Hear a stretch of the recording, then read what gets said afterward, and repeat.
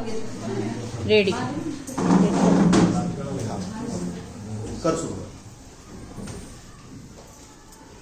सन्माननीय व्यासपीठ, आदरणीय गुरुजन वर्ग, चतुर परीक्षक, ज्ञानवंत श्रोते, गुणवंत वक्ते आणि तसेच आपण सर्वजण एकाच खोलीतून प्रवास करणारे माझे विद्यार्थी बंधू आणि भगिनींनो, आज विविध गुणदर्शन स्पर्धेनिमित्त आयोजित वक्तृत्व स्पर्धेत माझ्या भाषणाचा विषय आहे आईची थोर.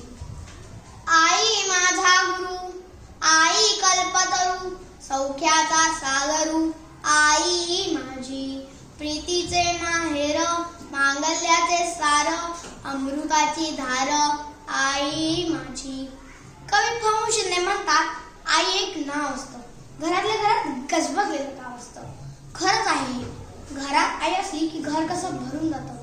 अहो, आई थोडा वेळ बाहेर गेली, परत यायला उशीर झाला की जीव कासावीस होतो. आपण पुन्हा पुन्हा बाहेर जाऊन पाहतो, आई आली की नाही.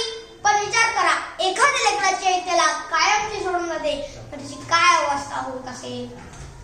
सोडून गेली माय लेकरांना आई आई, हाक मी मारू कुणाला, आई आई, हाक मी मारू कुणाला. म्हणूनच म्हणतात स्वामी तिन्ही जगाचा आई विना भिकारी. या जगात आईची जागा दुसरं कुणीच घेऊ शकत नाही. आ म्हणजे आत्मा आणि म्हणजे ईश्वर. आत्मा व ईश्वर यांचे मूर्तिमंत रूप म्हणजे आई. आई हा एकच शब्द आयुष्यभर जपून ठेवला तरी काहीतरी राहतंय अशीच जाणीव करून देणार आहे. आईची माया ही जगाहून निराळी, आईची माया ही जगाहून निराळी. आई विना जीवन असे आयुष्याची पोकळी, आई विना जीवन असे आयुष्याची पोकळी. आई हा एक साधा सोपा शब्द, पण किती माया दडली आहे त्यात. लहानपणापासून अंजारून मुंजारून खायला प्यायला देणारी प्रत्यक्ष अन्नपूर्णा देवीच असते.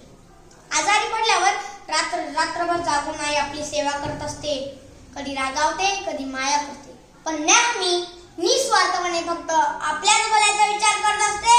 फक्त